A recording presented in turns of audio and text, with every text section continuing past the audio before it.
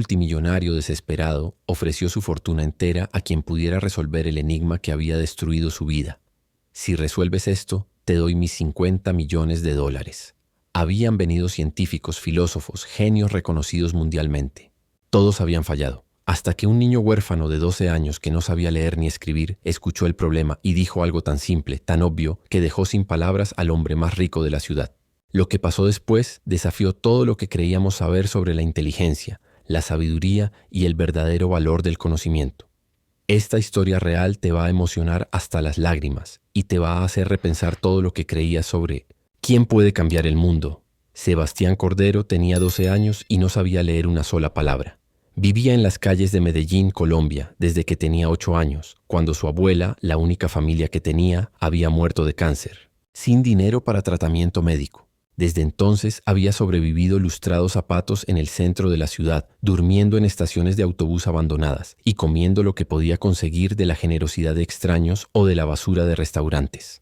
Pero Sebastián tenía algo que la educación formal no le había dado y que la pobreza no le había quitado.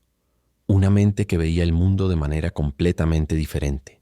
Mientras otros niños aprendían a leer palabras en libros, Sebastián había aprendido a leer personas, situaciones y patrones en la vida real. Podía predecir cuándo alguien le iba a dar una moneda solo por la manera en que caminaba. Podía saber qué tiendas iban a tirar comida buena y a qué hora. Podía entender conversaciones complejas aunque no supiera qué significaban las palabras escritas en los letreros. A diferencia de otros niños de la calle que se habían vuelto amargos o agresivos, Sebastián mantenía una curiosidad natural, sobre todo lo que lo rodeaba. Hacía preguntas constantes a cualquiera que quisiera hablar con él. ¿Por qué el cielo es azul? ¿Por qué la gente rica siempre se ve triste? ¿Por qué los perros pueden encontrar a sus dueños pero las personas se pierden? Sus preguntas a menudo desconcertaban a los adultos porque venían de una perspectiva completamente libre de los prejuicios y las limitaciones que la educación formal a veces impone. Su único compañero constante era un perro callejero, al que había llamado Einstein porque se ve muy inteligente, pero nadie le enseñó a hablar como a mí no me enseñaron a leer. Einstein y Sebastián compartían comida, refugio y una lealtad mutua que había nacido de la supervivencia compartida. A 50 kilómetros de las calles donde Sebastián lustraba zapatos, vivía Patricio Mendoza, un hombre de 55 años que había construido un imperio tecnológico valuado en más de 500 millones de dólares. Patricio había fundado Mendoza Tech cuando tenía 25 años. Había revolucionado la industria de software en América Latina y había sido reconocido como uno de los empresarios más brillantes de su generación.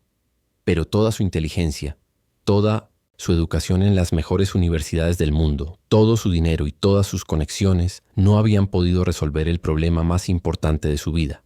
Su hija Valentina estaba muriendo de una enfermedad tan rara que solo 50 personas en Illinois, el mundo la habían tenido jamás, y ninguna había sobrevivido más de 2 años después del diagnóstico. Valentina tenía 16 años y había sido diagnosticada con síndrome de degeneración neural progresiva idiopática, una condición que hacía que su sistema nervioso se deteriorara gradualmente sin que los médicos pudieran explicar por qué o cómo detenerlo. En los 2 años desde el diagnóstico, Patricio había gastado más de 20 millones de dólares llevándola a los mejores hospitales del mundo, contratando a los especialistas más reconocidos, financiando investigaciones experimentales y probando tratamientos que aún no habían sido aprobados oficialmente. Nada había funcionado. Valentina seguía empeorando, perdiendo gradualmente la capacidad de caminar, de hablar claramente, de sostener objetos. Los médicos le habían dicho a Patricio que le quedaban tal vez 6 meses de vida, pero Patricio había notado algo extraño en el comportamiento de la enfermedad de Valentina. Había patrones en sus síntomas que no encajaban con las descripciones médicas tradicionales. Había momentos cuando mejoraba temporalmente sin explicación médica. Había correlaciones entre su estado y factores ambientales que los doctores descartaban como coincidencias. Patricio, que había hecho su fortuna identificando patrones que otros no podían ver, estaba convencido de que había algo sobre la enfermedad de Valentina que la comunidad médica estaba pasando por alto. Algo simple, algo obvio, algo que estaba justo frente a todos pero que nadie podía ver porque estaban demasiado enfocados en teorías complejas. Después de 2 años de frustración con especialistas que hablaban en terminología médica incomprensible, pero que no podían salvar a su hija, Patricio había tomado una decisión desesperada. Había publicado un anuncio en periódicos, redes sociales y vallas publicitarias por toda Colombia. Recompensa: $50 millones. Busco a alguien que pueda resolver un problema que los mejores médicos del mundo no han podido resolver. No necesita ser doctor, no necesita títulos universitarios, solo necesita una mente abierta y una perspectiva diferente. Si puede salvar a mi hija, le doy toda mi fortuna. El anuncio había causado una sensación mediática inmediata. Durante pacientes, las primeras semanas, cientos de personas habían llegado a la oficina de Patricio. Médicos jubilados con teorías no convencionales, curanderos tradicionales, inventores con dispositivos experimentales y charlatanes que solo querían aprovecharse de la desesperación de un padre. Patricio había contratado a un equipo de asistentes para evaluar inicialmente a todos los candidatos, pero él personalmente se reunía con cualquiera que pasara un filtro básico de seriedad. Había escuchado teorías sobre frecuencias electromagnéticas, sobre medicina alternativa, sobre conexiones entre la enfermedad y factores psicológicos, sobre tratamientos nutricionales experimentales. Algunas ideas habían sido intrigantes, otras habían sido completamente ridículas, pero ninguna había funcionado. Después de 3 meses de reuniones constantes, Patricio estaba comenzando a perder la esperanza. No porque no creyera que alguien pudiera resolver el problema, sino porque estaba comenzando a darse cuenta de que tal vez no había suficiente tiempo para encontrar a esa persona antes de que Valentina muriera. El día que cambió todo comenzó, como cualquier otro día para Sebastián. Se despertó a las 6 de la mañana en una estación de autobús abandonada, compartió un pedazo de pan que había conseguido el día anterior con Einstein y caminó hacia el centro de la ciudad para comenzar su jornada de trabajo lustrando zapatos. Pero ese día había algo diferente en el centro. Había una multitud de gente reunida alrededor de una valla publicitaria gigante, leyendo algo y hablando emocionadamente entre ellos. Sebastián se acercó con curiosidad. No podía leer lo que decía el cartel, pero podía escuchar fragmentos de las conversaciones de la gente. $50 millones. Salvar a su hija. Cualquiera puede intentarlo. No necesita ser doctor. Sebastián se acercó a una señora mayor que estaba leyendo el cartel en voz alta para su esposo, que aparentemente tampoco sabía leer bien. «Disculpe, señora», dijo Sebastián con la educación que había aprendido de su abuela. «¿Puede contarme qué dice ese cartel?» La señora lo miró de arriba abajo. Vio a un niño flaco, con ropa sucia y remendada, con una caja de lustrar zapatos bajo el brazo y un perro callejero a su lado. «Niño», le dijo con una mezcla de lástima y condescendencia, «esto es para gente educada. Un señor muy rico está buscando a alguien que pueda curar a su hija enferma. Pero necesitas saber de medicina, de ciencia, de cosas complicadas».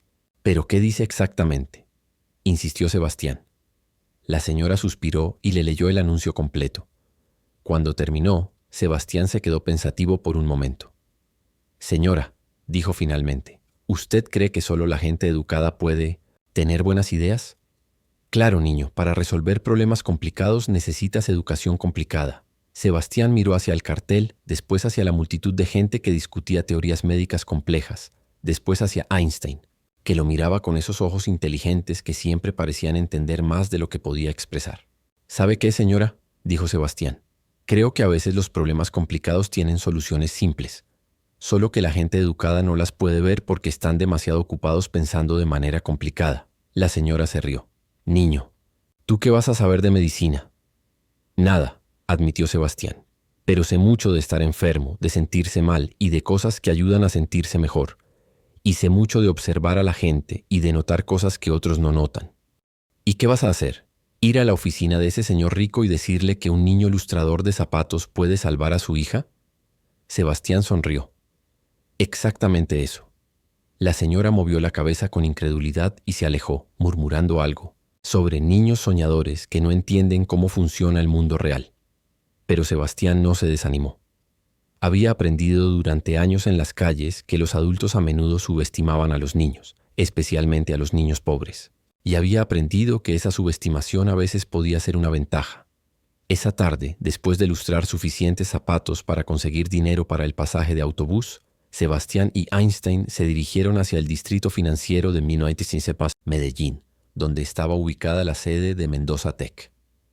El edificio era una torre de cristal de 30 pisos que se elevaba hacia el cielo como un monumento al éxito empresarial. Sebastián nunca había estado en un edificio tan elegante. El lobby tenía pisos de mármol que brillaban como espejos, candelabros de cristal que parecían joyas gigantes y recepcionistas vestidas como si fueran a una fiesta elegante. Sebastián se acercó al mostrador de recepción, con Einstein esperando, afuera porque un letrero decía no se permiten mascotas. «Hola», le dijo a la recepcionista, una mujer joven con un traje perfecto y una sonrisa profesional. «Me gustaría hablar con el señor Patricio Mendoza sobre su hija enferma». La recepcionista lo miró con la misma expresión que había visto en docenas de adultos, una mezcla de sorpresa, confusión y condescendencia apenas disimulada. «Niño», le dijo, «el señor Mendoza es un hombre muy ocupado. Tiene reuniones programadas con doctores muy importantes. No puede reunirse con niños pobres», terminó Sebastián la frase. La recepcionista se sonrojó. «No, es eso. Es que, bueno, para ayudar con un problema médico tan serio necesitas tener experiencia». ¿Experiencia en qué? ¿En medicina? ¿En ciencia? ¿En resolver problemas?, interrumpió Sebastián. «Porque yo tengo mucha experiencia en resolver problemas. Llevo 4 años resolviendo el problema de dónde dormir, dónde comer, cómo sobrevivir. Y siempre encuentro soluciones». La recepcionista no sabía qué responder. En ese momento, un hombre mayor vestido con un traje caro se acercó al mostrador. «¿Hay algún problema aquí?», preguntó. «No, señor Herrera», respondió la recepcionista rápidamente. «Solo este niño que quiere hablar con el señor Mendoza sobre el anuncio. Pero ya le expliqué que». «¿Sobre el anuncio de la recompensa?», preguntó el señor Herrera, mirando a Sebastián con interés. «Sí, señor», dijo Sebastián. «Creo que puedo ayudar a su hija». El señor Herrera, que era el director de operaciones de Mendoza Tech, había estado presente en muchas de las reuniones con los candidatos a la recompensa. Había visto a personas con títulos universitarios impresionantes fallar completamente. Había visto a charlatanes con teorías elaboradas que no tenían ningún fundamento real. «¿Sabes qué?», le dijo a Sebastián. «El señor Mendoza dijo que quería reunirse con cualquiera que tuviera una perspectiva diferente. Y tu perspectiva definitivamente es diferente». Marcó un número en su teléfono. «Señor Mendoza, hay un joven aquí que quiere hablar con usted sobre Valentina». «Sí, sé que tiene reuniones programadas, pero...». «Sí, entiendo que está desesperado por probar cualquier cosa». «Está bien, lo envío». Colgó el teléfono y miró a Sebastián. «El señor Mendoza te va a recibir. Pero quiero que entiendas algo. Este hombre ha perdido esperanza muchas veces en los últimos meses. No juegues con sus emociones si no tienes algo real que ofrecer».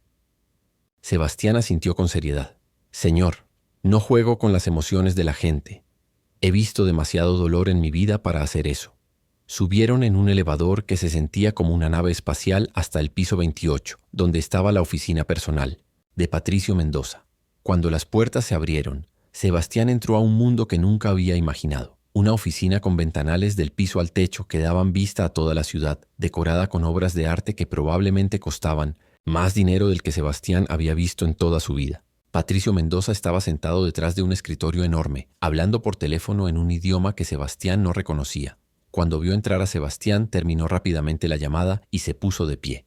Patricio vio exactamente lo que todos habían visto. Un niño pobre, sucio, claramente desnutrido, con ropa que había visto mejores días. Su primera reacción fue de irritación. ¿Su asistente realmente pensaba que este niño podía tener alguna solución médica válida? Pero después recordó algo que su propia hija le había dicho la semana anterior. «Papá, tal vez estás buscando la respuesta en el lugar equivocado. Tal vez la respuesta está en alguien que piensa completamente diferente a todos los doctores que has consultado». «Hola», le dijo Patricio a Sebastián. «Me dicen que quieres ayudar con la enfermedad de mi hija». «Sí, señor», respondió Sebastián. «Pero primero, ¿puede contarme exactamente qué le pasa a ella?» Patricio se sentó frente a Sebastián, estudiando al niño que se había atrevido a entrar a su oficina con la promesa de resolver lo que los mejores médicos del mundo no habían podido. Había algo en los ojos de Sebastián que le recordaba a los emprendedores jóvenes que había conocido en sus inicios. Una mezcla de determinación ingenua y perspicacia natural. «Está bien», dijo Patricio. «Te voy a contar exactamente lo que le pasa a mi hija. Pero quiero que entiendas que he explicado esto a más de 50 doctores, especialistas e investigadores. Todos han fallado». Sebastián se acomodó en la silla, que era tan grande que sus pies apenas tocaban el suelo. «Señor, ¿puedo hacer preguntas mientras me cuenta?» «Por supuesto». Patricio abrió una carpeta gruesa llena de reportes médicos. estudios de laboratorio y fotografías. Mi hija Valentina tiene algo que se llama síndrome de degeneración neural progresiva idiopática. En palabras simples, su sistema nervioso se está deteriorando sin que nadie sepa por qué.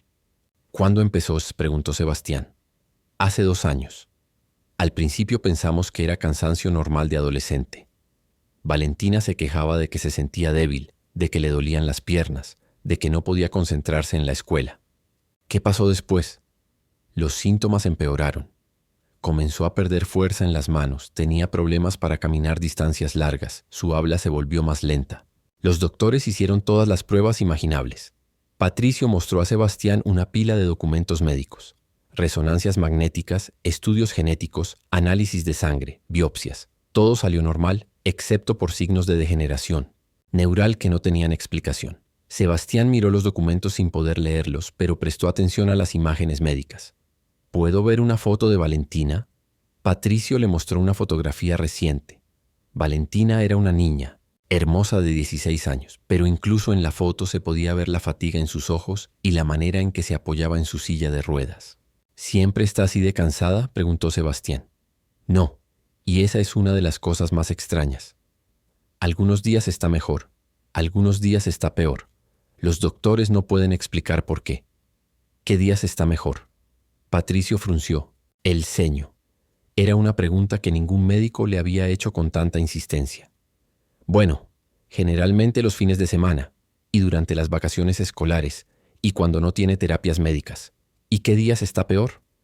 Los lunes, los días después de visitas médicas largas, cuando tiene que hacer muchas pruebas o tratamientos. Sebastián se quedó pensativo. Señor Patricio, ¿puedo preguntarle algo que tal vez suene raro? Pregunta lo que quieras. ¿Valentina está contenta? La pregunta golpeó a Patricio como una bofetada. De todas las preguntas médicas complejas que había escuchado durante 2 años, nadie le había preguntado algo tan simple y tan fundamental. ¿Qué quieres decir? Quiero decir si ella se ríe, si le gusta hacer cosas, si tiene amigos, si se divierte, o solo vive para ir a doctores y hacer tratamientos. Patricio se quedó callado por un momento largo. Desde que se enfermó, su vida ha sido médicos, hospitales, tratamientos, terapias, estudios. No ha ido a la escuela normal en 2 años. No ve a sus amigos porque siempre está muy cansada. No hace cosas que le gustan porque tenemos miedo de que se agote. Y antes de enfermarse, ¿qué le gustaba hacer? Le encantaba bailar. Era parte del grupo de danza de su escuela. Le gustaba pintar. Tenía muchos amigos. Siempre estaba riendo, siempre estaba haciendo planes para el futuro. ¿Y ahora? Ahora vive en su habitación, conectada a máquinas, tomando medicinas, esperando el próximo doctor. Sebastián asintió como si hubiera confirmado algo importante. Señor Patricio, ¿puedo conocer a Valentina? ¿Para qué? Para preguntarle. ¿Qué piensa ella sobre su enfermedad? Patricio dudó. Había protegido cuidadosamente a Valentina de charlatanes y curanderos falsos.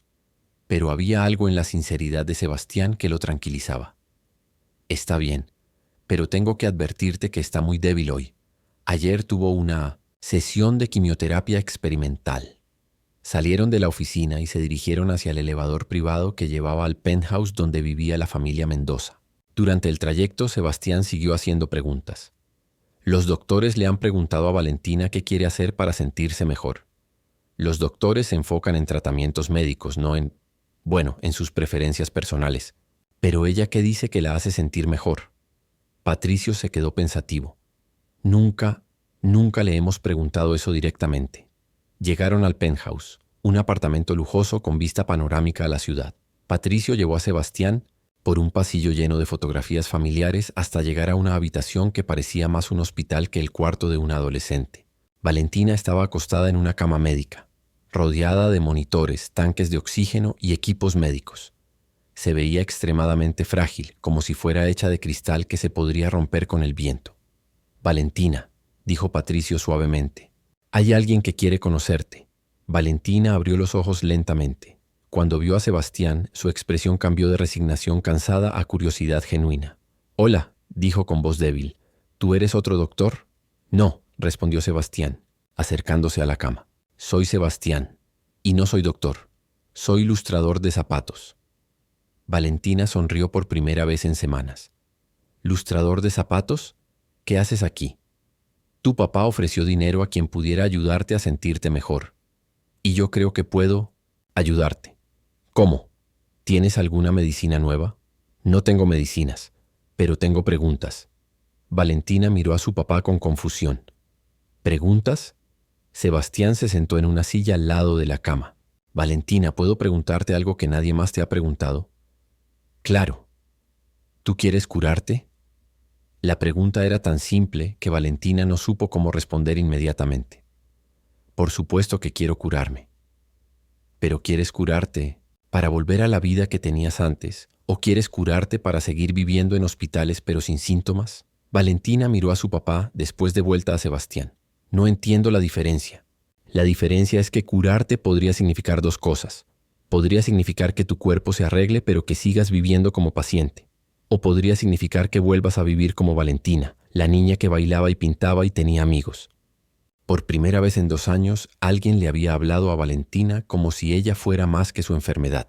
Quiero volver a ser Valentina, dijo con lágrimas en los ojos. ¿Y qué crees que necesitas para volver a ser Valentina? No sé. Los doctores dicen que necesito tratamientos y medicinas y... Olvídate de lo que dicen los doctores por un minuto, interrumpió Sebastián gentilmente. ¿Qué dice Valentina que necesita Valentina? Valentina se quedó callada por un momento largo. Era la primera vez en 2 años que alguien le había preguntado su opinión sobre su propia vida. Quiero salir de esta habitación, dijo finalmente. Quiero ver a mis amigos. Quiero ir a lugares normales y hacer cosas normales. Quiero dejar de pensar en mi enfermedad todo el tiempo. ¿Y cuándo fue la última vez que hiciste algo así? No lo recuerdo. Papá tiene miedo de que me canse demasiado. Sebastián miró a Patricio. Señor, ¿puedo hacerle una pregunta difícil? Adelante. ¿Es posible que Valentina se esté enfermando más porque vive como enferma que por la enfermedad misma? Patricio se sintió como si le hubieran dado un golpe en el estómago.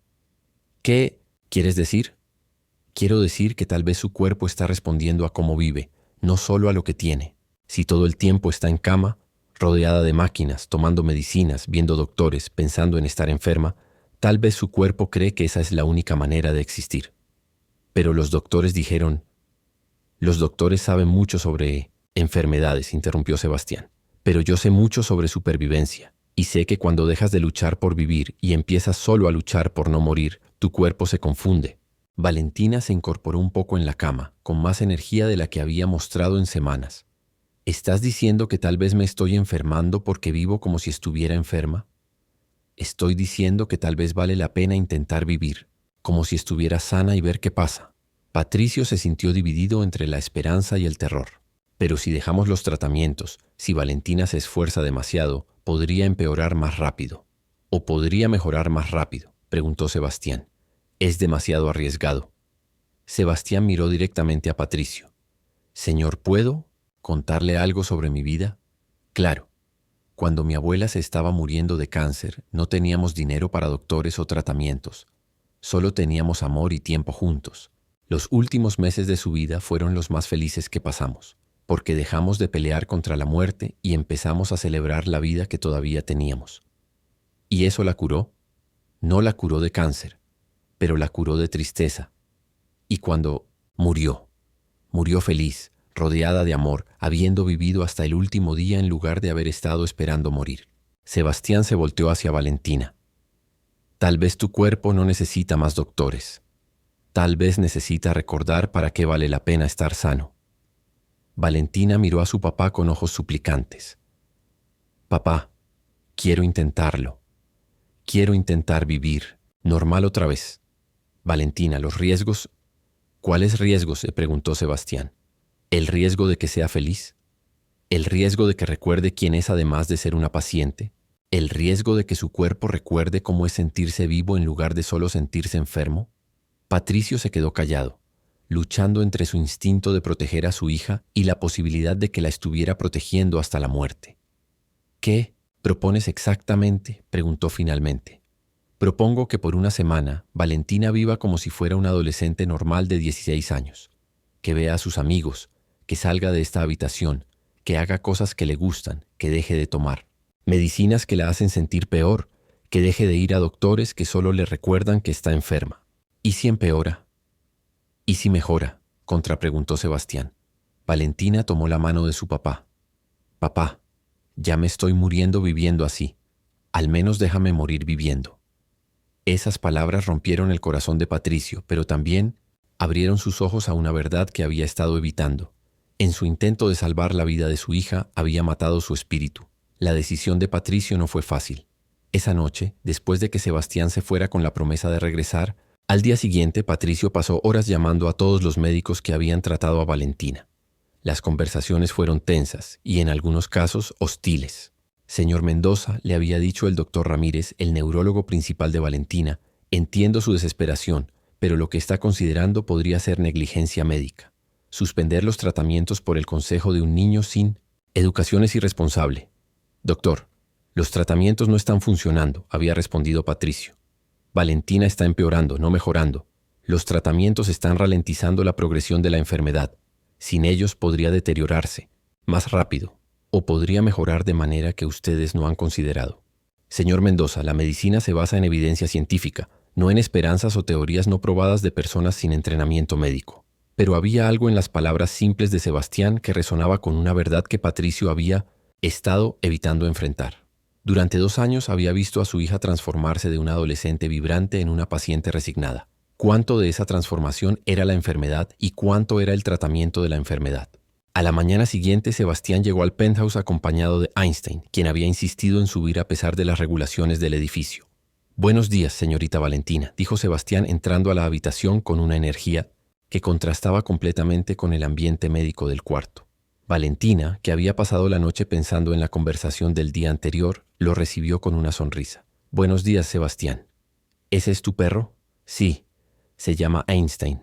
Le dije que ibas a conocer y quiso venir a conocerte». Einstein se acercó a la cama y puso su cabeza cerca de la mano de Valentina. Era la primera vez en meses que un animal había estado en su habitación. «Es hermoso», dijo Valentina acariciando suavemente a Einstein. «¿Por qué lo llamaste Einstein?» «Porque es muy inteligente, pero nadie le enseñó las cosas que la gente piensa que necesitas saber para ser inteligente». «Como a mí», Patricio observó desde la puerta. Había algo diferente en Valentina. Solo por tener un perro en la habitación, solo por hablar con alguien que no la veía como una paciente, parecía más viva. «Señor Patricio», dijo Sebastián, «¿decidió qué va a hacer?» Patricio respiró profundamente. «Decidí que vamos a intentar tu idea, pero con condiciones». «¿Cuáles condiciones?» «Primera, vamos a monitorear todos los signos vitales de Valentina constantemente.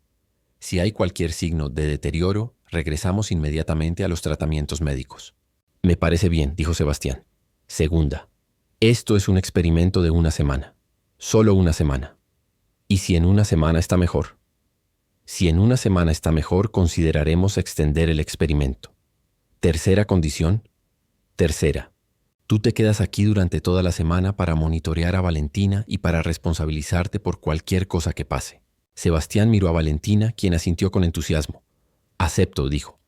«¿Pero dónde voy a dormir, Einstein?» Patricio miró al perro, que había puesto su cabeza sobre las piernas de Valentina y la miraba con adoración absoluta. «Einstein también se puede quedar».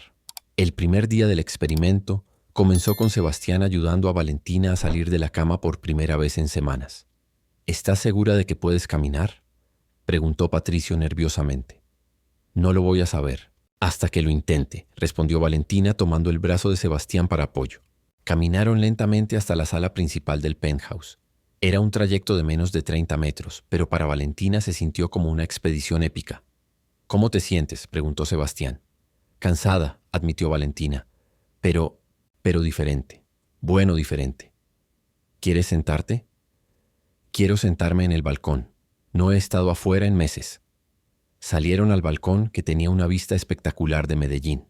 Valentina se sentó en una silla y cerró los ojos, sintiendo el sol en su cara por primera vez en mucho tiempo. «Se siente increíble», susurró. «¿El sol?» «Todo. Estar afuera, sentir el aire, escuchar los sonidos de la ciudad. Me había olvidado de cómo se siente estar viva en lugar de solo existir». Durante las siguientes horas, Sebastián introdujo cambios pequeños pero significativos en la rutina de Valentina. En lugar de estar acostada viendo televisión médica, se sentó en el sofá leyendo un libro que había abandonado cuando se enfermó. En lugar de comer comida blanda de hospital, comió frutas frescas que Sebastián había traído del mercado. En lugar de estar rodeada de monitores médicos, se rodeó de sus pinturas viejas y sus materiales de arte. Sebastián, le dijo Patricio esa tarde, ¿cómo sabías que esto podría funcionar? No sabía si iba a funcionar, admitió Sebastián, pero sabía que lo que estaban haciendo antes no estaba funcionando. ¿Pero de dónde viene tu conocimiento sobre este tipo de cosas? Sebastián se sentó en el suelo con Einstein a su lado. Señor Patricio, cuando vives en las calles aprendes mucho sobre supervivencia. Y una de las cosas más importantes que aprendes es que tu mente y tu cuerpo están conectados de maneras que los doctores no siempre entienden. ¿Qué quieres decir? Quiero decir que he conocido gente en las calles que tenía enfermedades serias pero que vivía muchos años, porque tenía razones para seguir luchando. Y he conocido gente que no tenía nada malo físicamente pero que se moría porque había perdido la esperanza. Patricio se quedó pensativo. ¿Y crees que Valentina había perdido la esperanza? Creo que Valentina había perdido la conexión con las partes de ella que no estaban enfermas. Cuando todo tu mundo se vuelve sobre estar enfermo, olvidas las partes de ti que están sanas. Al segundo día, algo extraordinario comenzó a suceder. Valentina despertó antes que las enfermeras llegaran, lo cual no había pasado en meses. Pidió desayunar en la mesa del comedor en lugar de en la cama, y expresó el deseo de llamar a una de sus amigas. ¿Estás segura?, preguntó Patricio. No has hablado con Sara en más de un año. Por eso mismo quiero hablarle, dijo Valentina. Quiero disculparme por haber desaparecido de su vida. La llamada telefónica fue emocional. Sara había pensado que Valentina no quería ser su amiga anymore. Cuando Valentina le explicó sobre su enfermedad, Sara lloró y le pidió permiso para visitarla. ¿Puedo?, le preguntó Valentina a su papá. Patricio dudó. Había prohibido las visitas de amigos para proteger a Valentina del agotamiento social. ¿Te sientes con energía suficiente? Me siento con energía suficiente porque tengo algo que esperar, respondió Valentina. Cuando Sara llegó esa tarde, trajo con ella una energía juvenil que la habitación no había visto en 2 años. Las dos amigas se pusieron al día, rieron, y por un momento Valentina olvidó completamente que estaba enferma.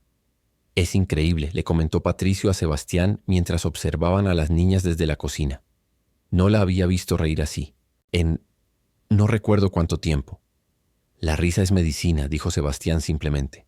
¿Dónde aprendiste eso? Mi abuela me lo enseñó. Decía que la tristeza hace que el cuerpo se olvide de cómo curarse a sí mismo. Al tercer día, Valentina pidió algo que dejó a Patricio completamente sorprendido. Quería ir a su estudio de danza. Valentina, no has bailado en 2 años. No tienes la fuerza. No quiero bailar como antes, explicó Valentina. Solo quiero estar en el lugar donde era más feliz. Solo quiero recordar quién era antes de ser una paciente. Sebastián apoyó la idea inmediatamente. Señor Patricio, ¿qué es lo peor que puede pasar? ¿Que se canse? Ya está cansada todo el tiempo. Al menos así va a estar cansada por algo que la hace feliz. El viaje al estudio de danza fue la primera vez que Valentina había salido del penthouse en 6 meses. Patricio había organizado una ambulancia privada para seguirlos, pero Sebastián había insistido en que viajaran en carro normal. Si viaja en ambulancia, va como paciente, había argumentado. Si viaja en carro, va como Valentina. Cuando llegaron al estudio, la instructora de danza, Mariana, no podía creer lo que veía. Había escuchado sobre la enfermedad de Valentina, pero no la había visto en persona en más de 1 año. Valentina, dijo con lágrimas en los ojos. ¿Cómo te sientes? Me siento como si hubiera regresado a casa, respondió Valentina. Valentina no bailó esa tarde, pero se sentó en el estudio, vio a otras niñas bailar y por primera vez en 2 años habló sobre el futuro en términos de posibilidades en lugar de limitaciones. Tal vez algún día pueda bailar otra vez, le dijo a Sebastián. Tal vez no como antes, pero de alguna manera. ¿Quieres intentar algo pequeñito ahora?, preguntó Sebastián. Mariana puso música suave y Valentina se puso de pie lentamente. Movió los brazos siguiendo el ritmo. Después movió su cuerpo suavemente. No era la danza atlética que había hecho antes, pero era movimiento lleno de gracia y alegría. Cuando terminó la canción había lágrimas en los ojos de todos los presentes. Pero no eran lágrimas de tristeza, eran lágrimas de esperanza. ¿Cómo te sientes?, le preguntó Patricio. Me siento como yo misma, respondió Valentina. Esa noche, por primera vez en 2 años, Valentina se durmió sin necesidad de medicinas para dormir. y durmió profundamente, soñando con música y movimiento, en lugar de hospitales y tratamientos. Patricio se quedó despierto, observando los monitores que habían estado registrando todos los signos vitales de Valentina durante los 3 días del experimento. Lo que vio lo dejó sin palabras. Su ritmo cardíaco había mejorado. Su presión sanguínea se había estabilizado. Sus niveles de oxígeno habían aumentado. Y más sorprendente aún, las pruebas de función neural que habían estado empeorando constantemente durante 2 años habían comenzado a mostrar signos de mejoría.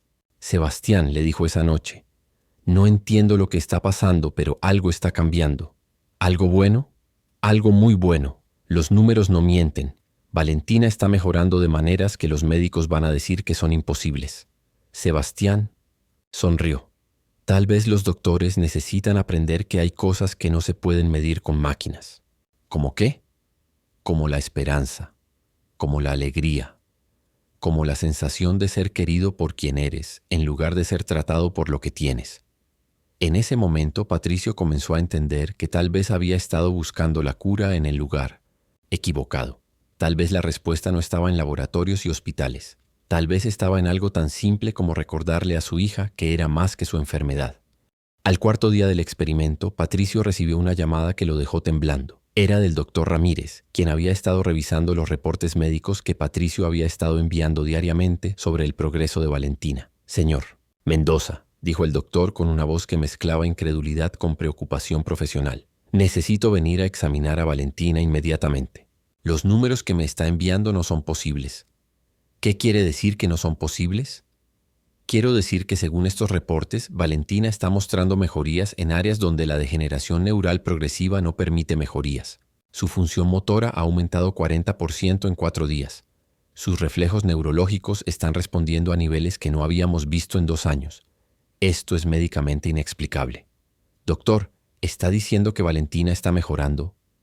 Estoy diciendo que o estos números están mal, o estamos presenciando algo que desafía nuestra comprensión actual de esta enfermedad.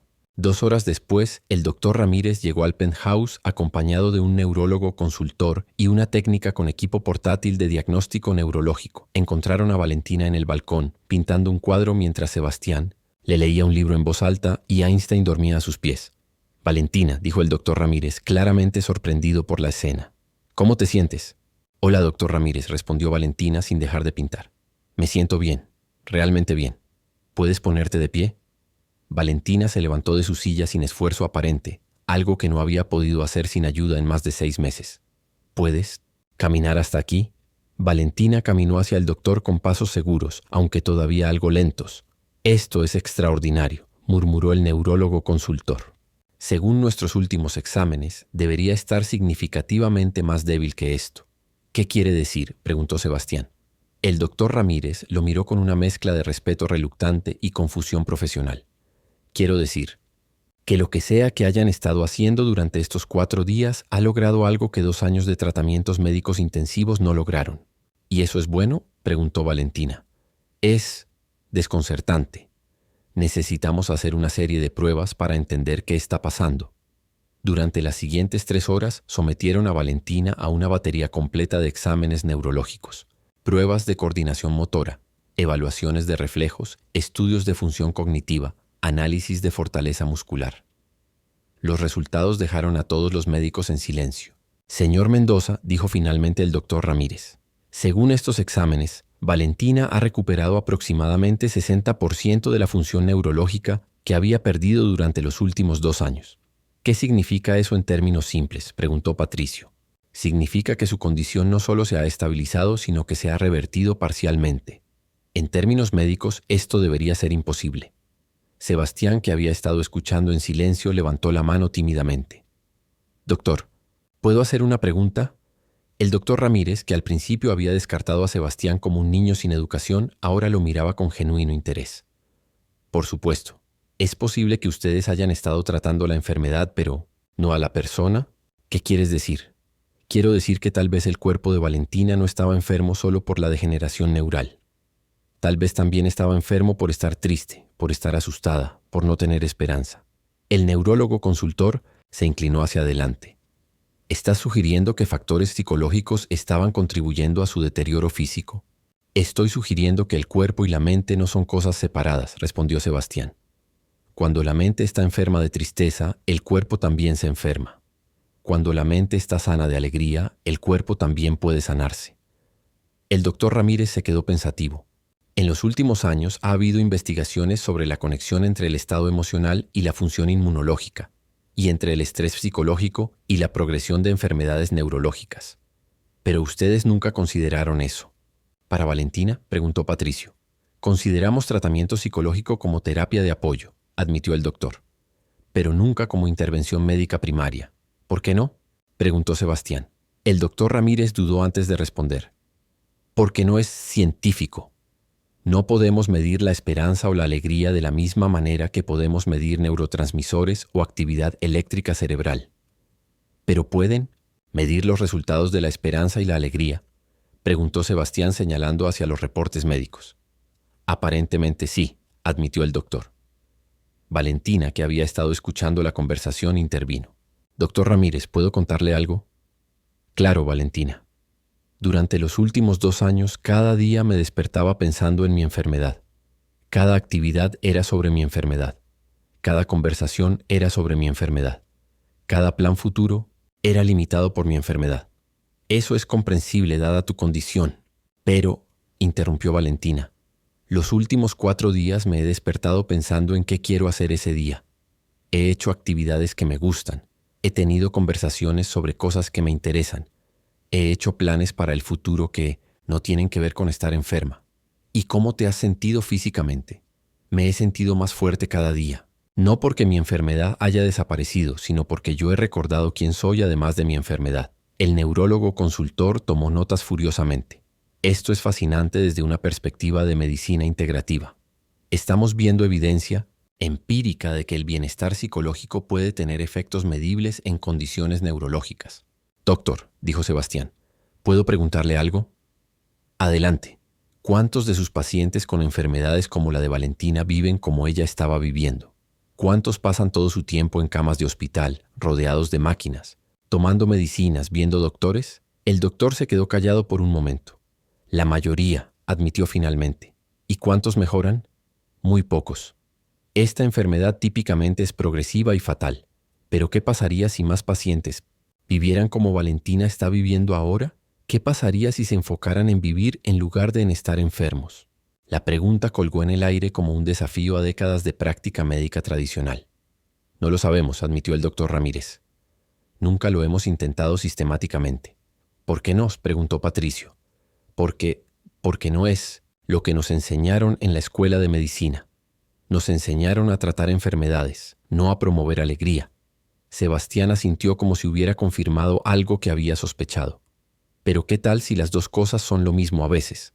Esa noche, después de que los médicos se fueran con promesas de documentar todo lo que habían observado y de consultar con colegas sobre las implicaciones de los hallazgos, Patricio, Valentina y Sebastián se sentaron en la sala a procesar lo que había pasado. Sebastián, dijo Patricio, los doctores confirmaron que Valentina está mejorando de manera que ellos no pueden explicar médicamente. ¿Cómo lo supiste? No lo supe, admitió Sebastián. Solo pensé que valía la pena intentar algo diferente. Pero, ¿de dónde viene tu entendimiento sobre estas cosas? Sebastián se quedó pensativo por un momento, acariciando a Einstein. Señor Patricio, cuando vives en las calles, aprendes que la supervivencia no es solo sobre tener comida y refugio. Es sobre mantener la esperanza. He visto gente morir no porque no tuviera comida, sino porque había perdido la voluntad de seguir, luchando. ¿Y has visto gente mejorar cuando encuentra esa voluntad otra vez? Muchas veces. He visto gente que parecía estar muriendo volverse fuerte otra vez cuando encontraba algo por lo que valía la pena vivir. Valentina tomó la mano de Sebastián. Sebastián, tú me diste algo por lo que vale la pena vivir. ¿Qué? Me diste de vuelta a mí misma. Me recordaste que soy Valentina, no solo una paciente. Me recordaste que tengo una vida que vivir, no solo una enfermedad que tener. Patricio sintió que se le llenaban los ojos de lágrimas. Sebastián, ¿te das cuenta de lo que has hecho? ¿Qué he hecho? No solo has ayudado a Valentina, has desafiado todo lo que creíamos saber sobre medicina, sobre curación, sobre la relación entre mente y cuerpo. No quise desafiar nada, dijo Sebastián. Solo quise ayudar a una niña a sentirse mejor. ¿Y sabes qué es lo más extraordinario de todo esto?, preguntó Patricio. ¿Qué? Que lo hiciste sin saber leer, sin educación formal, sin entrenamiento médico. Lo hiciste solo con observación, compasión y sentido común. Sebastián sonrió. Mi abuela solía decir que a veces la sabiduría más importante no viene de libros. Viene de prestar atención a lo que realmente importa. ¿Y qué realmente importa? Que las personas se sientan amadas por quienes son, no solo tratadas por lo que tienen. En ese momento Patricio tomó una decisión que cambiaría no solo su vida, sino potencialmente la vida de miles de personas que sufrían de enfermedades similares. Sebastián dijo, quiero hacer algo más que darte los 50 millones de dólares que prometí. ¿Qué quiere hacer? Quiero que trabajemos juntos para crear algo nuevo. Un lugar donde pacientes como Valentina puedan recibir tratamiento médico completo, pero también puedan vivir como personas completas, como un hospital diferente, como un centro de curación que trate tanto la enfermedad como la vida de la persona que tiene la enfermedad. Valentina aplaudió con entusiasmo. Y podríamos ayudar a otros niños que están pasando por lo mismo que yo. Sebastián, dijo Patricio, ¿estarías dispuesto a ser parte de algo así? ¿Estarías dispuesto a enseñar a doctores y enfermeras lo que nos enseñaste a nosotros? Sebastián miró a Valentina, que asintió con entusiasmo, después a Einstein, que movió la cola como si entendiera la importancia del momento. Señor Patricio, dijo finalmente, acepto, pero con una condición. ¿Cuál? Que nunca olvidemos que lo más importante no es ser inteligente o educado, es ser bueno y prestar atención a lo que realmente necesitan las personas. 6 meses después de aquel primer encuentro en la oficina de Patricio, el Centro Integral de Bienestar Valentina había comenzado a tomar forma en las afueras de Medellín. El diseño del centro había sido una colaboración única entre arquitectos médicos tradicionales y la perspectiva revolucionaria de Sebastián sobre qué necesitaban realmente los pacientes para sanar. No quiero que parezca un hospital, había insistido Sebastián durante las reuniones de planificación. Quiero que parezca un lugar donde la gente quiere estar, no un lugar donde la gente tiene que estar. El resultado era un complejo de edificios bajos rodeados de jardines, con amplios ventanales que dejaban entrar luz natural. Espacios comunitarios donde los pacientes podían socializar, talleres de arte y música, y áreas recreativas tanto interiores como exteriores. Había laboratorios médicos de última generación, pero estaban discretamente integrados en el diseño para no dominar el ambiente. Valentina, quien ahora se movía con solo ocasionales periodos de fatiga, había insistido en ser la primera paciente oficial del centro, aunque técnicamente ya no necesitaba tratamiento intensivo. Quiero que otros niños vean que es posible mejorar, había dicho. Quiero ser prueba viviente de que este enfoque funciona.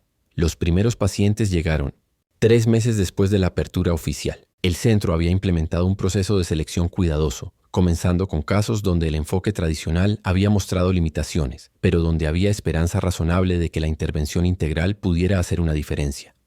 María Elena era una niña de 9 años con fibromialgia juvenil que había pasado 2 años en tratamiento de dolor sin mejorías significativas. Sus padres la trajeron después de escuchar sobre el centro en una conferencia médica donde Patricio había presentado los resultados preliminares del protocolo Sebastián. Doctor Mendoza, le había dicho la madre de María Elena, mi hija ha visto a 15 especialistas diferentes. Todos dicen cosas diferentes. Algunos dicen que el dolor está en su cabeza. Otros dicen que es real pero incurable. Nadie le ha preguntado qué piensa ella. Sebastián, quien ahora tenía 13 años y había aprendido a leer y escribir con tutores privados mientras mantenía su perspectiva única sobre la vida, se reunió con María Elena el primer día. Hola María Elena, le dijo sentándose en enmesimiento, el suelo al nivel de la niña, una técnica que había perfeccionado. Soy Sebastián. ¿Puedes contarme sobre tu dolor? Duele todo el tiempo, respondió María Elena, especialmente cuando tengo que hacer cosas que no me gustan. ¿Cómo cuando tienes que ir a doctores? Sí. Y cuando tengo que hacer terapias que me aburren. Y cuando tengo que estar en la cama todo el tiempo. ¿Y cuándo duele menos? María Elena se quedó pensativa. Cuando estoy con mis primos jugando. Cuando dibujo. Cuando mi abuela me cuenta cuentos. ¿Has notado esa diferencia antes? Sí, pero los doctores dicen que no importa porque el dolor es real sin importar cuándo lo sienta. Sebastián asintió. El dolor es real, pero tal vez hay cosas que hacen que sea más fácil manejar el dolor real.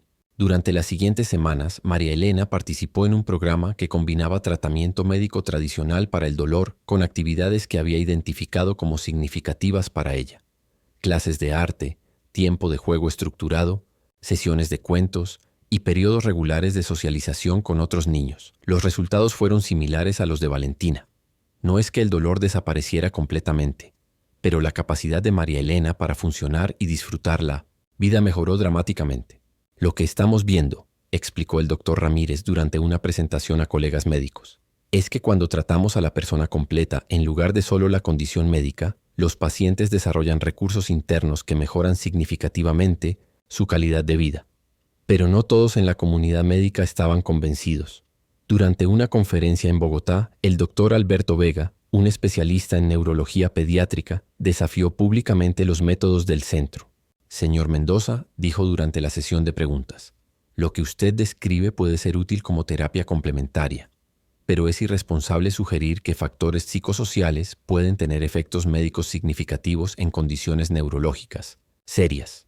Patricio, quien había desarrollado confianza en defender el enfoque del centro, respondió calmadamente. Doctor Vega, no estamos sugiriendo que reemplacemos la medicina tradicional.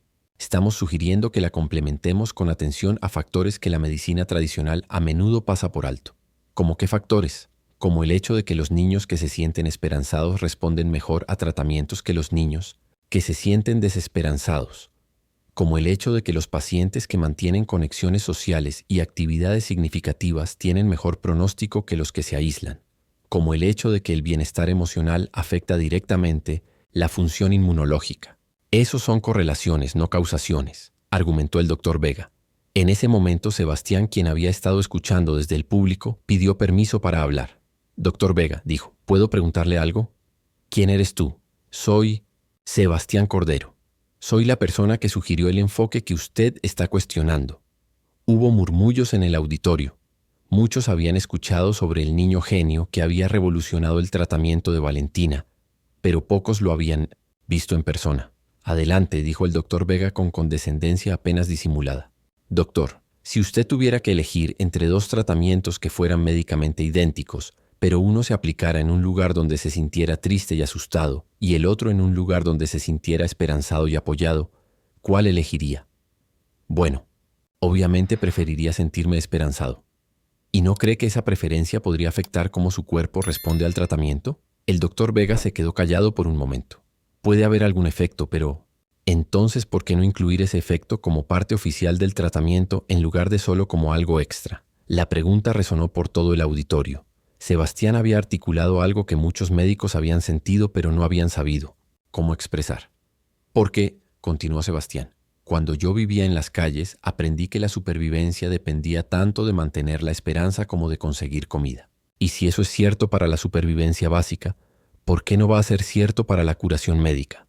Doctor Vega miró a Sebastián con una mezcla de irritación y curiosidad. ¿Y cuál es tu entrenamiento médico, joven? No tengo entrenamiento médico, admitió Sebastián.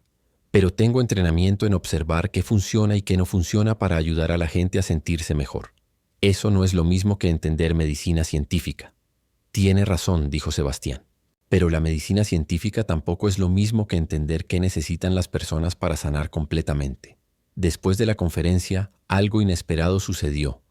Varios médicos se acercaron a Patricio y Sebastián para expresar interés en visitar el centro y aprender más sobre sus métodos. He estado practicando pediatría durante 20 años, le dijo la doctora Carmen López a Sebastián, y he visto muchos casos donde el pronóstico médico no coincidía con la evolución real del paciente. Tal vez es hora de que empecemos a estudiar esas discrepancias en lugar de solo ignorarlas. Durante los siguientes meses, el centro se convirtió en destino de estudio para profesionales médicos de toda América Latina. Pero más importante aún, se convirtió en esperanza para familias que habían agotado opciones tradicionales. Carlos, un adolescente de 15 años con depresión severa resistente a medicamentos, llegó después de 2 años de hospitalizaciones, psiquiátricas sin mejorías. No quiero estar aquí, le dijo a Sebastián el primer día. No quiero estar en ningún lado. Entiendo, respondió Sebastián. ¿Hay algo que sí quieras hacer? Quiero que todos me dejen en paz. ¿Y si te dejamos en paz pero en un lugar bonito donde puedas hacer cosas que te gustan si cambias de opinión? Gradualmente, Carlos comenzó a participar en actividades del centro. primero solo observando, después participando reluctantemente, finalmente encontrando actividades que despertaron su interés genuino. Lo que más me gusta, le dijo a Sebastián después de 2 meses, es que aquí nadie actúa como si yo fuera un problema que resolver. Actúan como si fuera una persona que está pasando por un momento difícil. ¿Cuál es la diferencia? Cuando eres un problema, la gente trata de arreglarte. Cuando eres una persona, la gente trata de entenderte. Los resultados del centro comenzaron a documentarse en estudios publicados en revistas médicas internacionales. Tasas de mejoría significativamente más altas que las de tratamientos tradicionales. Menor incidencia de recaídas. Mayor satisfacción, tanto de pacientes como de familias. Pero para Sebastián las estadísticas eran menos importantes que las historias individuales. Señor Patricio, le dijo una tarde mientras observaban a niños jugando en los jardines del centro. ¿Se acuerda de lo que me preguntó el primer día? ¿Qué te pregunté? Me preguntó de dónde venía mi conocimiento sobre estas cosas. Me acuerdo. Creo que ahora sé la respuesta. ¿Cuál es? Viene de entender que todos los seres humanos necesitamos las mismas cosas básicas para estar bien. Necesitamos sentirnos seguros, necesitamos sentirnos amados, necesitamos sentir que nuestras vidas tienen propósito y necesitamos esperanza de que el futuro puede ser mejor que el presente. ¿Y eso es medicina? Eso es vida. Y sin vida buena, la medicina sola no puede curar completamente. Patricio miró a Sebastián, quien ahora tenía la confianza de alguien que había encontrado su propósito en la vida, pero mantenía la humildad de alguien que nunca había olvidado de dónde venía. Sebastián, le dijo, ¿te das cuenta de lo que has logrado? ¿Qué he logrado? Has creado un nuevo modelo de medicina que está siendo estudiado y replicado en otros países. Has ayudado a cientos de niños y familias. Has cambiado la manera en que muchos doctores piensan sobre la curación. Sebastián sonrió. Eso está bien, pero lo que más me importa es que Valentina está sana, que María Elena puede jugar sin dolor, que Carlos quiere vivir otra vez. ¿Y los 50 millones de dólares? Los estamos usando bien, para construir más centros, para entrenar más doctores, para ayudar a más familias. ¿No quieres nada para ti? Sebastián miró a Einstein, quien ahora era oficialmente el director de terapia canina del centro. Después miró hacia la casa donde vivía con la familia Mendoza, quienes lo habían adoptado formalmente 6 meses antes. Ya tengo todo lo que quiero, dijo. Tengo familia, tengo propósito, tengo la oportunidad de ayudar a otros todos los días. ¿Qué más podría necesitar una persona? 5 años después de aquella primera reunión en la oficina de Patricio, el impacto del protocolo Sebastián había trascendido las fronteras de Colombia. Centros basados en el modelo del Centro Integral de Bienestar Valentina habían abierto en México, Brasil, Argentina, Chile y habían comenzado proyectos piloto en Estados Unidos y España.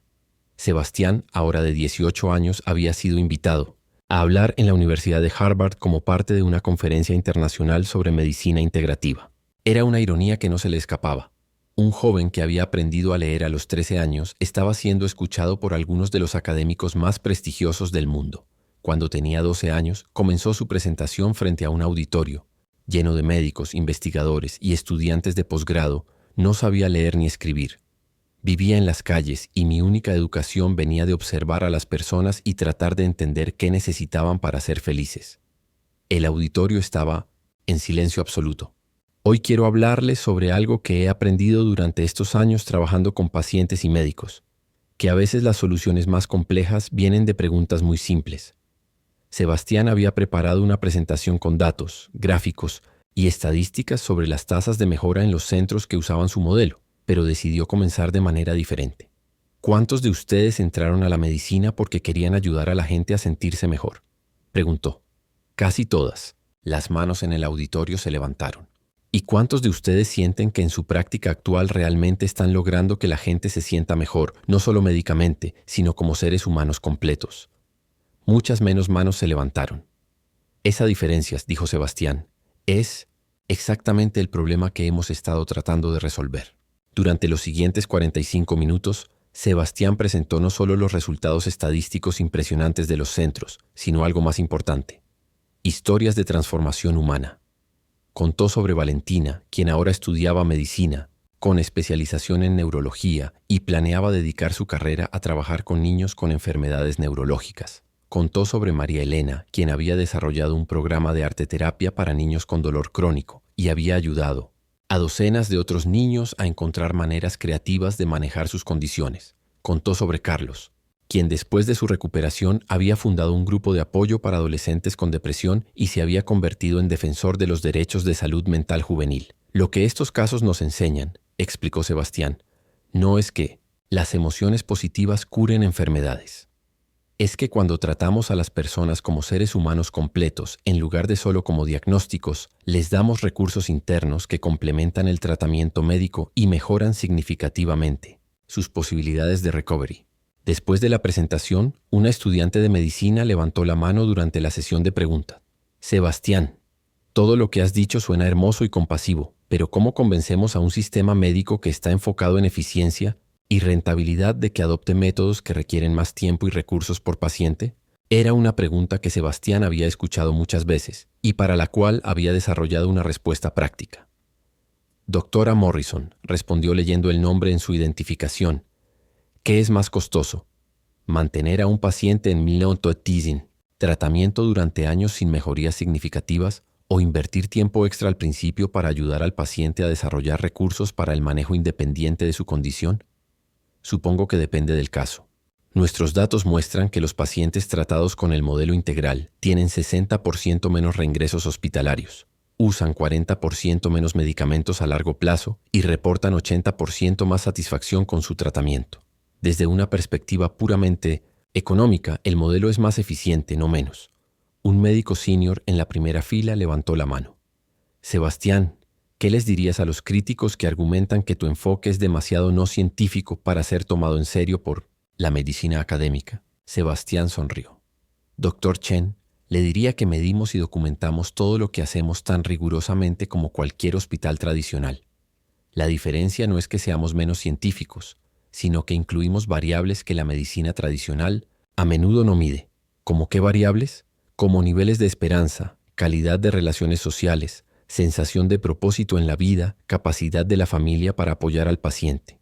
Estas no son variables no científicas, son variables que simplemente requieren diferentes herramientas de medición. Dr. Chen asintió pensativamente. ¿Y has encontrado correlaciones consistentes entre estas variables y outcomes médicos tradicionales? Hemos encontrado correlaciones fuertes y consistentes.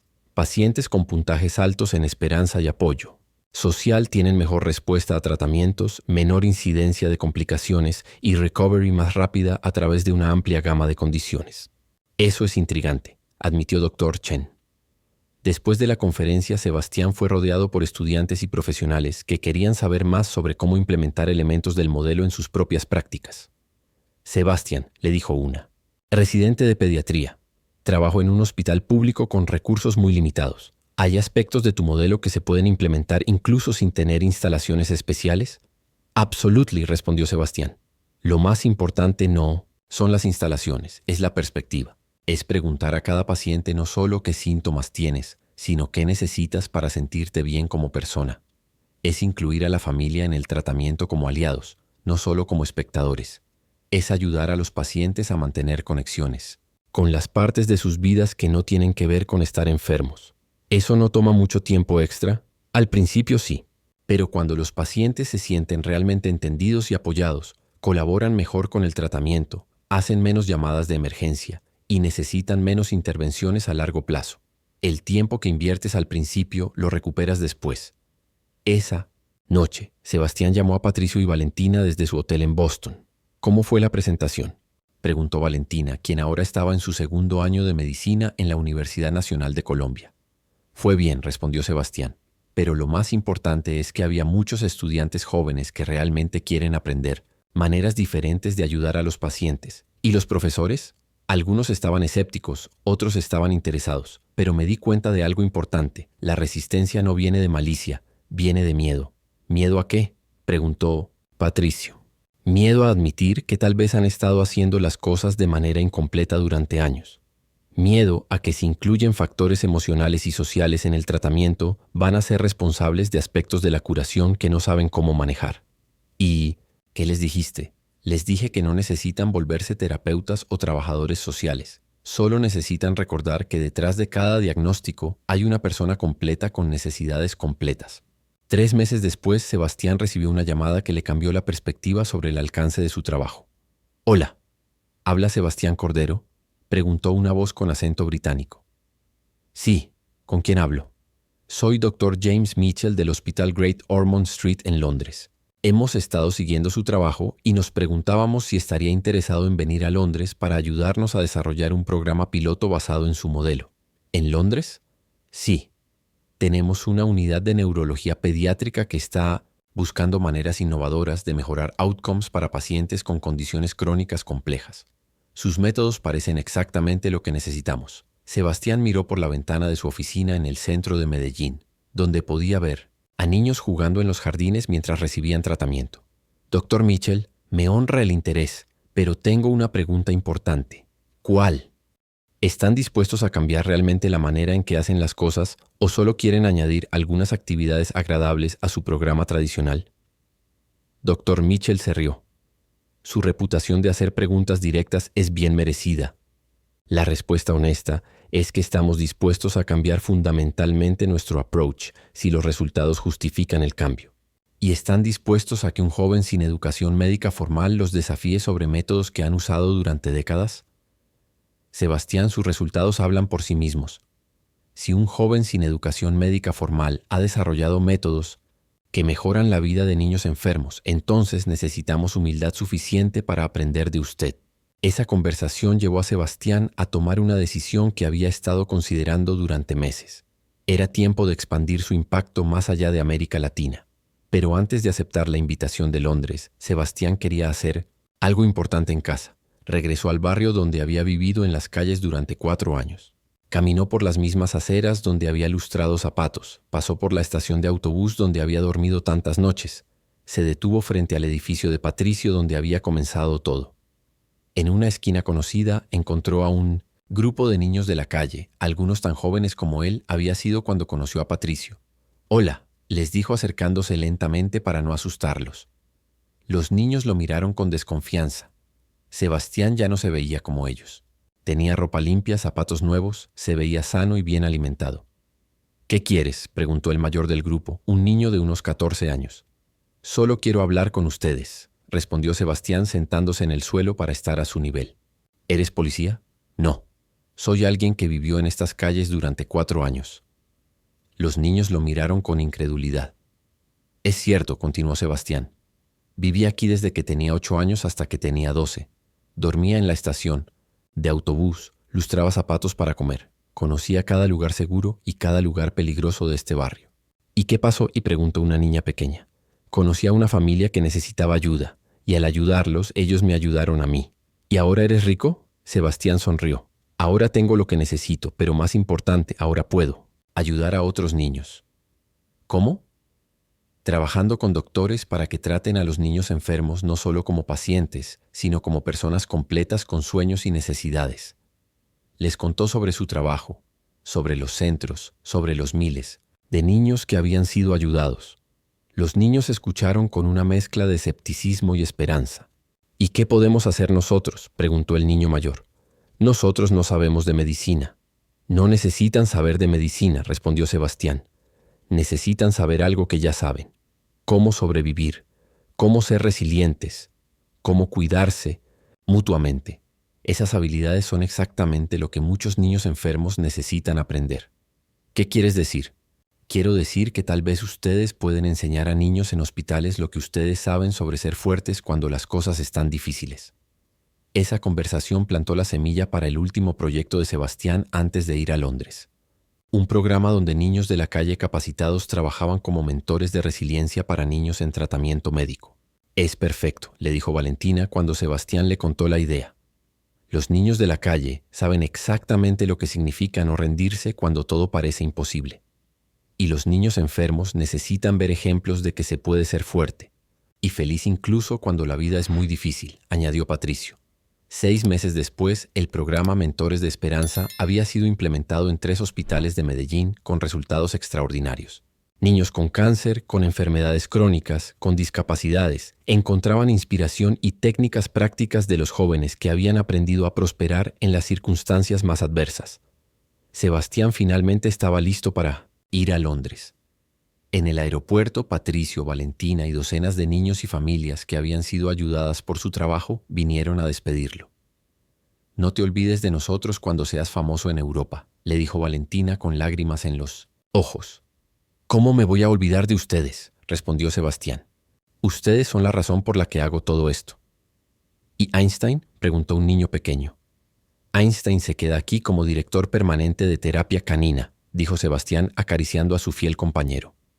«Alguien tiene que cuidar a todos los niños mientras yo estoy afuera». En el avión hacia Londres, Sebastián reflexionó sobre el viaje extraordinario que había sido su vida, de niño analfabeto en las calles a consultor internacional en medicina integrativa, de ilustrador, de zapatos a fundador de un movimiento que estaba cambiando la manera en que el mundo pensaba sobre la curación.